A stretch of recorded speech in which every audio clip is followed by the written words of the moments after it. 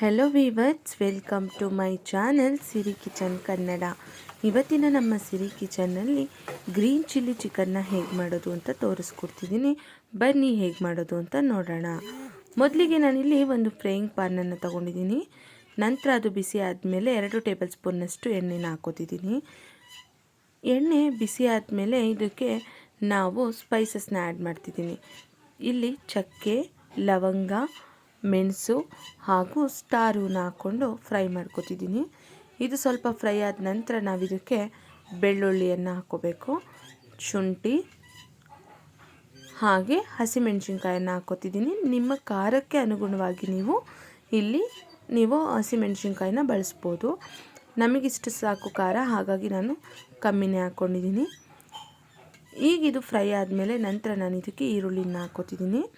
ಈರುಳ್ಳಿ ಸ್ವಲ್ಪ ಕಂದು ಬಣ್ಣ ಬರೋವರೆಗೂ ನಾವು ಇದನ್ನು ಫ್ರೈ ಮಾಡ್ಕೋಬೇಕು. ನೋಡಿ, ಈ ರೀತಿ ಎಣ್ಣೆಯಲ್ಲಿ ಚೆನ್ನಾಗಿ ರೋಸ್ಟ್ ಮಾಡ್ಕೊಳ್ಳೋಣ.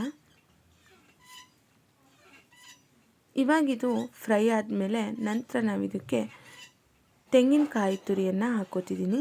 ಸ್ವಲ್ಪ ಕಾಯಿನ ಬಳಸ್ತಿದ್ದೀನಿ. ನೋಡಿ, ಇವಾಗ ಇದನ್ನು ಹಾಕ್ಕೊಂಡು ಫ್ರೈ ಮಾಡ್ಕೊಳ್ಳೋಣ. ಈ ಕಾಯಿ ಸ್ವಲ್ಪ ಫ್ರೈ ಆದಮೇಲೆ ಇದಕ್ಕೆ 1 ಹಿಡಿಯಷ್ಟು ಕೊತ್ತಂಬರಿ ಸೊಪ್ಪು ಹಾಗೆ ಪುದೀನ ಸೊಪ್ಪನ್ನು ಬಳಸ್ತಿದ್ದೀನಿ. ಇವಾಗ ಇದು ಚೆನ್ನಾಗಿ ಫ್ರೈ ಆಗಬೇಕು.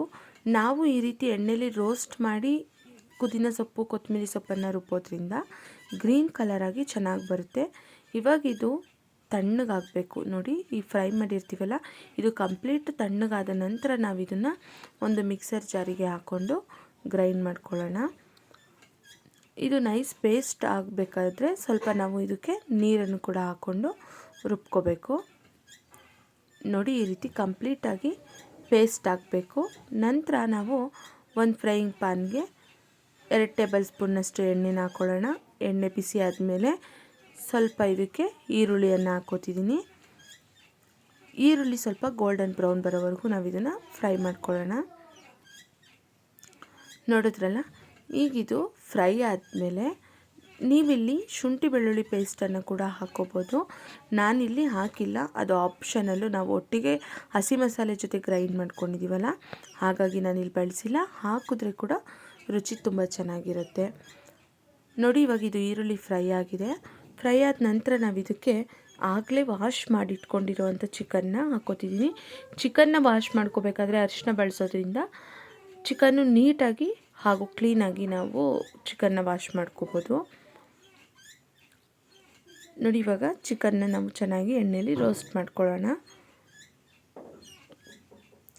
ಇಲ್ಲಿ ಒಂದು ಮೆಥಡ್ ಏನಪ್ಪ ಅಂದರೆ, ಚಿಕನ್ನು ಈಗಲೇ ನಾವು ಉಪ್ಪು ಹಾಗೂ ಅರಿಶಿನ ಹಾಕೋದ್ರಿಂದ ಚೆನ್ನಾಗಿ ರುಚಿಯಾಗಿರುತ್ತೆ. ಚಿಕನ್ಗೆ ಚೆನ್ನಾಗಿ ಉಪ್ಪು ಹಿಡಿಯೋದ್ರಿಂದ ಟೇಸ್ಟ್ ತುಂಬ ಚೆನ್ನಾಗಿರುತ್ತೆ ಚಿಕನ್ನು. ಹಾಗಾಗಿ ನಾನಿಲ್ಲಿ ಚಿಕನ್ಗೆ ಎಷ್ಟು ಬೇಕೋ ಅಷ್ಟು ನಾನು ಉಪ್ಪನ್ನು ಹಾಗೆ ಅರಿಶಿನ ಹಾಕ್ಕೊಂಡು ಫ್ರೈ ಮಾಡ್ಕೋತಿದ್ದೀನಿ. ಫ್ರೆಂಡ್ಸ್, ಯಾರೆಲ್ಲ ಇನ್ನೂ ನನ್ನ ಚಾನಲ್ನ ಸಬ್ಸ್ಕ್ರೈಬ್ ಮಾಡಿಲ್ಲ, ಪ್ಲೀಸ್ ಸಬ್ಸ್ಕ್ರೈಬ್ ಮಾಡ್ಕೊಳ್ಳಿ. ಹಾಗೆ ಪಕ್ಕದಲ್ಲೇ ಕಾಣೋ ಇದರಿಂದ ನಾನು ಯಾವುದೇ ಹೊಸ ವೀಡಿಯೋನ ಅಪ್ಲೋಡ್ ಮಾಡಿದಾಗ ಫಸ್ಟ್ ನೋಟಿಫಿಕೇಷನ್ ನಿಮಗೆ ಬರುತ್ತೆ. ಹಾಗೆ ಅತಿ ಹೆಚ್ಚು ವೀಡಿಯೋಸ್ಗಳನ್ನ ನಾನು ಅಪ್ಲೋಡ್ ಮಾಡ್ತೀನಿ ನಿಮ್ಮ ಈ ಸಪೋರ್ಟ್ ಹೀಗೆ ಇರೋದ್ರಿಂದ. ಬನ್ನಿ, ಇವಾಗ ಇದನ್ನು ನಾವು ಚೆನ್ನಾಗಿ ಫ್ರೈ ಮಾಡ್ಕೊಳ್ಳೋಣ. ನೋಡಿ, ಚಿಕನ್ನು ನೀಟಾಗಿ ನೀರು ಬಿಟ್ಕೊಂಡು ಅದು ರೋಸ್ಟ್ ಆಗಬೇಕು. ಈ ಇದರಲ್ಲಿ ನಾವೇನು ಮಾಡೋಣ, ಲಿಡ್ನ ಕ್ಲೋಸ್ ಮಾಡಿ 5 ನಿಮಿಷಗಳ ಕಾಲ ಇದನ್ನು ನಾವು ಬೇಯಿಸ್ಕೊಳ್ಳೋಣ.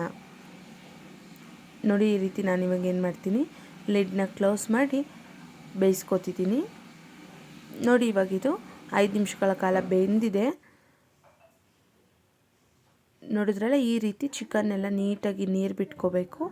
ಮತ್ತೆ ಇದನ್ನು ಸ್ವಲ್ಪ ನಾವು ಕೈ ಆಡಿಸೋಣ. ಆ ನೀರು ಮತ್ತೆ ಸ್ವಲ್ಪ ಡ್ರೈ ಆಗಬೇಕು. ನೋಡಿ, ಇವಾಗ ಇದು ಆಲ್ಮೋಸ್ಟ್ ಆಗಿದೆ. ನಂತರ ನಾವು ಇದಕ್ಕೆ ಆಗಲೇ ನಾವು ಪೇಸ್ಟ್ ಮಾಡಿ ಇಟ್ಕೊಂಡಿದ್ದೀವಲ್ಲ, ಅಂದರೆ ಫ್ರೈ ಮಾಡಿ ರುಬ್ಬಿಟ್ಕೊಂಡಿರುವಂಥ ಪೇಸ್ಟನ್ನು ನಾವು ಇದಕ್ಕೆ ಹಾಕ್ಕೊಳ್ಳೋಣ. ನೋಡಿ, ಇವಾಗ ಇದನ್ನು ನಾನು ಹಾಕ್ಕೋತಿದ್ದೀನಿ. ನೀಟಾಗಿ ಇವಾಗ ಇದನ್ನು ಇನ್ನೊಂದು ಸಲ ಮಿಕ್ಸ್ ಮಾಡ್ಕೊಳ್ಳೋಣ. ಸ್ವಲ್ಪ ನೀರು ಕೂಡ ಇದಕ್ಕೆ ಆ್ಯಡ್ ಮಾಡ್ಕೋಬೇಕು.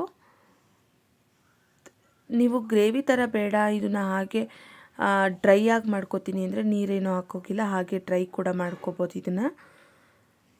ಈ ಗ್ರೇವಿ ಸಖತ್ ಟೇಸ್ಟಿಯಾಗಿರುತ್ತೆ. ದೋಸೆ, ಚಪಾತಿ, ಅನ್ನ ಎಲ್ಲದಕ್ಕೂ ಬೆಸ್ಟ್ ಕಾಂಬಿನೇಷನ್ ಅಂತಲೇ ಹೇಳ್ಬೋದು.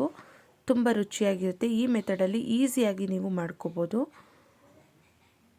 ನೋಡಿ ಫ್ರೆಂಡ್ಸ್, ಇವಾಗ ಇದನ್ನು ನಾನು ಮತ್ತೆ ಲಿಡ್ನ ಕ್ಲೋಸ್ ಮಾಡಿ ಇನ್ನೊಂದು 5 ಮಿನಿಟ್ಸ್ನ ಬೇಯಿಸ್ಕೋಬೇಕು.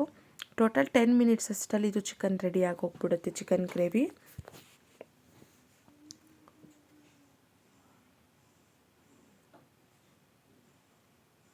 ನೋಡಿದ್ರಲ್ಲ ಫ್ರೆಂಡ್ಸ್, ಕಲರ್ ಕೂಡ ಎಷ್ಟು ಚೆನ್ನಾಗಿ ಬಂದಿದೆ.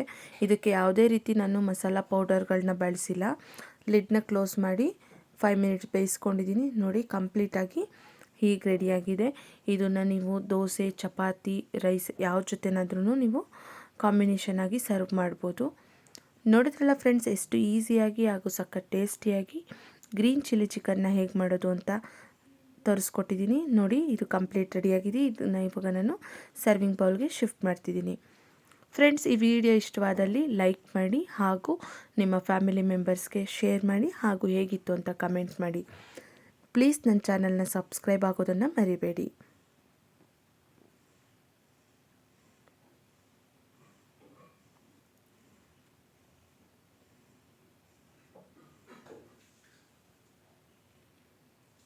ಫ್ರೆಂಡ್ಸ್, ಮತ್ತೆ ಹೊಸ ವಿಡಿಯೋದೊಂದಿಗೆ ಸಿಗ್ತೀನಿ. ಬಾಯ್ ಬಾಯ್.